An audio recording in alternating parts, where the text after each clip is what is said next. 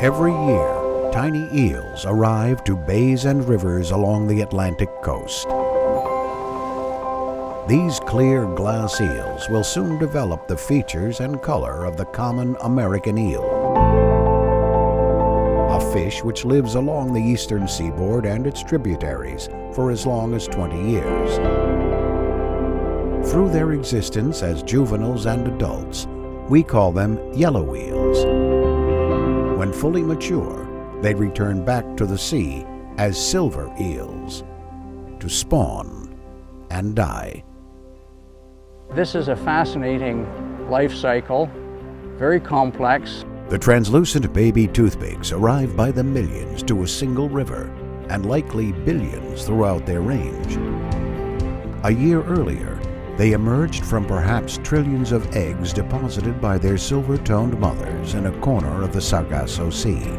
Those eggs were fertilized and dispersed randomly, leading scientists to conclude that the spawning stock breeds en masse, perhaps in a single event, which no person has ever witnessed. Researchers speculate that 50 to 100 million eels participate in the breeding event each year. In the 1980s and 90s, scientists noticed steep declines in Great Lakes eel populations. Some researchers predicted that the species was headed towards collapse. The U.S. Fish and Wildlife Service recognized the large declines in abundance from prehistoric and historic times, but concluded that the species currently appears stable. The government relied on many factors in its decision, but emphasized that the measurement of glass eel recruitment best represents the species' status range-wide. Since 1995, scientists, community organizations, and fishermen have worked together in Nova Scotia to measure glass eel recruitment in the region, in essence, testing the theory that the Great Lakes decline was foreshadowing a widespread collapse. We decided that it was a super important study. It's the longest running time series of algal recruitment. Their work has shown that glass eel recruitment has not declined in the past 25 years, and in fact suggests that the adult breeding population may be on the rise. Even though we are fishing below the boxes that a significant number of eels migrate past us, it's been phenomenal the last number of years. We've broken records. I started eel fishing, must be 20 years plus, because I was pretty well the only real commercial eel fishing in this area. Fishermen in Maine and eastern Canada have harvested glass eels for more than 30 years. By behold, like if there wasn't one, there was a million going up this system. You make one dip, you see 10 times as much swim by. Their efforts are subject to gear restrictions, daily monitoring, and strict quotas. It's very well regulated, and as a fisherman, I like to see that. I like to see it regulated. Eel aquaculture must start with baby eels collected in the wild. They are like seeds. At present, our fishermen simply collect the seeds and send them to Asia, along with the farming and processing jobs that they produce. Many fishermen dream of one day building eel farms and processing plants here in North America. Even with the current restrictive quotas, they estimate that the seeds harvested in North America could yield hundreds of millions of dollars worth of high-end sushi products every year. But this dream can only be realized if eel fishing is properly managed, not if it is banned. Come up, sir, and state your name for the record, please. Gone through a lot of cuts. In the late 90s, we did a 75% gear reduction in this fishery. In the early 2000s, we did a 70% license reduction in this fishery. Last year, we addressed a very difficult subject of poaching. Adult eel populations are at low levels compared to historical averages. American regulators call this depletion.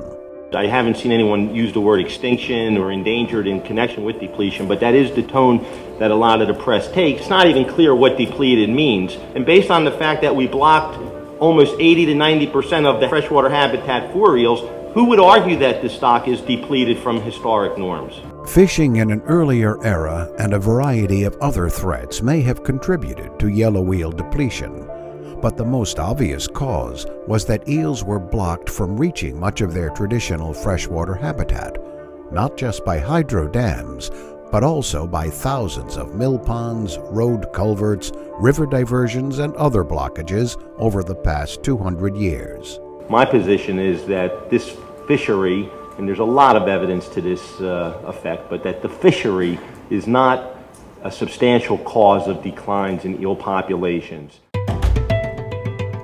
In recent years, government, power companies, and private owners have removed hundreds of dams, while installing modern fish passages on many others, such as the Conowingo Dam at the head of Chesapeake Bay. In 2008, we actually started catching substantial numbers of eels, enough to actually do a transport program, and every year we've caught more eels. Last year we transported roughly 291,000 eels above, from the base of Conowingo up into the Susquehanna watershed. When a new eel ladder was installed a few years ago at a major dam in North Carolina, officials anticipated it would carry 30,000 juvenile eels upstream every year. Yet in a recent span of 2 years, more than 1.6 million eels moved up just that one dam. But we've seen a lot more eels than we ever expected. We started to see 70, 100, then thousands of eels. Most recently, in late April, we had a run of 75,000 eels in one weekend. The government research confirms that eels will reestablish themselves within just a few years, as far as 90 miles upstream, once fish blockages are removed. Still, the question arises, if adult stocks are depleted, how come baby eel recruitment has held steady for decades?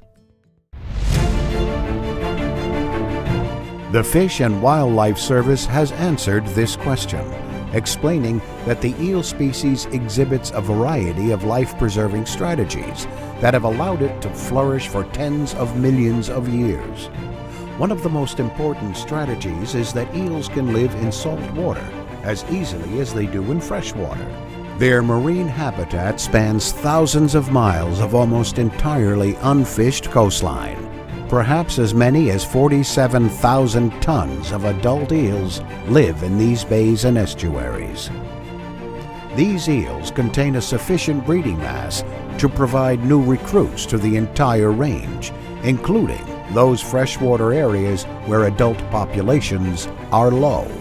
That is why glass eel recruitment has held steady for decades, and why eel populations start re-establishing themselves in huge numbers when a dam is removed. No wonder the species has perpetuated itself through ice ages, when its freshwater habitat was glacial, and at other times at ocean temperatures far warmer than we see today. The men and women who study eels, who manage eels, who fish eels, and who wish to build a domestic industry to farm eels share a passion for this special creature. Their deep commitment to sustainability is exceeded only by the commitment to survival and renewal of this magical species itself.